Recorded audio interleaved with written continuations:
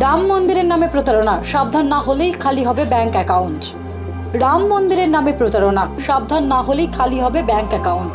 অযোধ্যায় তৈরি হচ্ছে ভগবান রামের মন্দির। 22শে জানুয়ারি রামলালার প্রাণ প্রতিষ্ঠা করা হবে।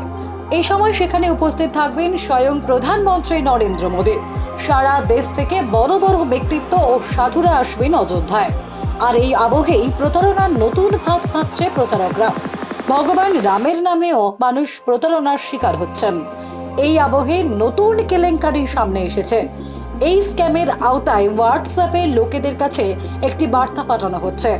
রাম মন্দিরের উদ্বোধনী অনুষ্ঠানে তাদের ভিআইপি এন্ট্রি দেওয়া হচ্ছে বলে এই বার্তা জনগণকে পাঠানো হচ্ছে।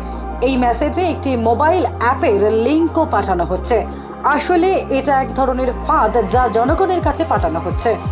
এমতাবস্থায় আপনি যদি আপনার ফোনে এই অ্যাপ্লিকেশনটি ইনস্টল করেন তবে আপনাকে বড় ক্ষতির মুখে পড়তে হতে পারে। মোবাইলে অ্যাপ্লিকেশন ইনস্টল করার সাথে সাথেই মোবাইল ফোন বন্ধ হয়ে যাবে। এরপরে আপনার ব্যাংকের ডেটা চলে যাবে হ্যাকারের কাছে।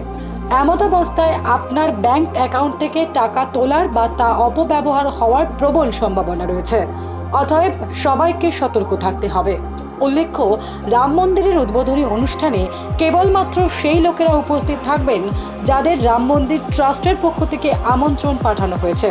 সবাই সেই কর্মসূচিতে অংশ নিতে পারবেন না। এমতাবস্থায় সাধারণ মানুষকে সতর্ক ও সজাগ থাকতে হবে।